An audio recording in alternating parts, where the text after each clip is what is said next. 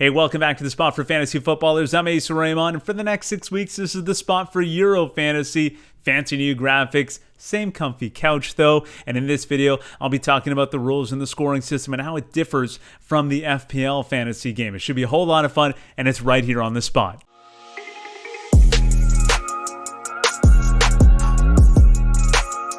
Now, if you haven't subscribed to the channel already, please do so. It is the Spot for Fantasy Footballers. And if you're enjoying this video, please give it a like. As I mentioned before, I'll be focusing on the differences between the FPL fantasy game and the Euro 2020 fantasy game. I want to keep this video as brief and as concise as possible to just give you what you need to know to understand the differences between these two fantasy games so that you're not missing out on anything. But at the end of the day, the best way to learn is just by logging in and figuring it out. When I was a kid, you rent the game from Blockbuster, you toss out the instruction manual, you pick up the sticks and try to figure out the controls faster than your cousin so you can bust them up. That's just how you learn. I imagine that the fantasy game is no difference. But I will be focusing on 3 areas in particular: how to build a team, the scoring system, and then how to optimize your lineup. So those are 3 things that I'll be focusing on in this video. Let's get into it. First of all, come up with a clever name, obviously. Rule number 1 in any fantasy league. But after that, build a team with a budget of 100 million euros, and that budget kicks up to 105 million into the knockout stage. And you get to select a squad of 15 players. So that's exactly the same as the FPL game. No difference there. 2 keepers, 5 defenders, 5 midfielders, and 3 forwards. So no difference between the Euro 2020 fantasy game and your FPL team, your FPL game that you're familiar with. Then the number of players from a country, this does change a little bit. So it starts at 3, similar to the FPL game, but then it increases after the group stage. So this is really important. So you have a maximum of 3 players from a single country in the group stage. Then it goes up to 4 in the round of 16. Then it goes up to 5 in the quarterfinal stage, up to 6 in the semifinal stage, and then you can have up to 8 players from each country in that final.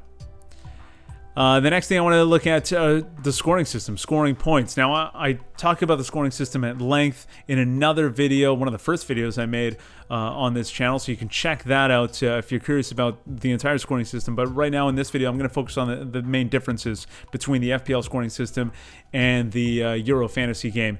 So goals from outside the box to receive an extra point. I absolutely love this one. This is great. And a pro tip here: get free kick takers, because every free kick within range outside the area, if it goes in, you're getting the goal itself, the points for the goal, and then the bonus points for scoring outside the box. I love that rule. And then no bonus points. I like this one as well because the bonus point system in the FPL game is just so complicated. I explained it in that other video, but if you've never had to deal with it before, consider yourself lucky. Another thing to note here: players receive 2 points for earning a penalty. This is another really good one as well. So you don't get the assist if the penalty taker scores, but that player that earns the penalty automatically gets 2 points, and then it doesn't matter what happens with the penalty itself. So once you earn a penalty, that fantasy player gets 2 points for you. Love that.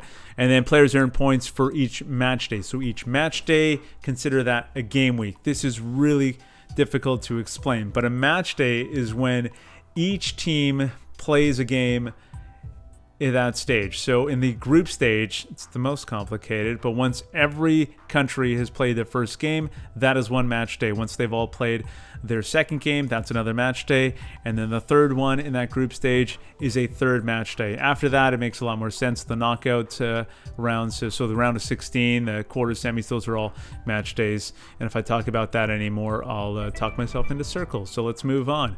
Optimizing your lineup. Swapping players and captains within a match day. This is something that really rewards the active fantasy manager, and I really like this aspect of the Euro fantasy game as well. So you can change your lineup with the players that are currently on your squad. If you didn't like the way one player played on the first day of that match day, follow me, then you can swap that player out for another player on your bench that plays the next day. You can do the same thing with the captains, and this will make more sense once you're actually playing the game. Let's move on. The number of transfers varies throughout the tournament, so this is interesting as well. You can make up to 2 transfers through the group stage. So heading into the second match day and then heading into the third match day, you get 2 transfers for each of those. And then once you get into the round of 16, entering the round of 16 of the knockout round, unlimited changes. You can swap everybody out if you want to. Hopefully you don't have to, but if you need to, you can. And then in the quarterfinal stage, you can make up to 3 transfers.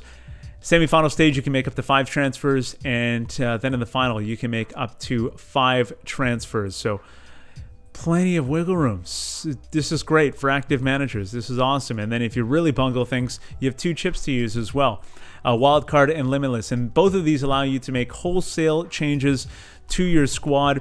The Wildcard chip, though, makes a permanent change, so you can swap everybody out, and then that is your team for the remainder of the tournament.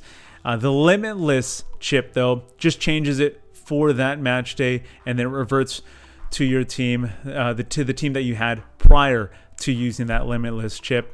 I think it's good to keep one of these through or into the knockout round if you can, and if you're really good and you're able to keep both of them, that gives you a leg up because you can make some.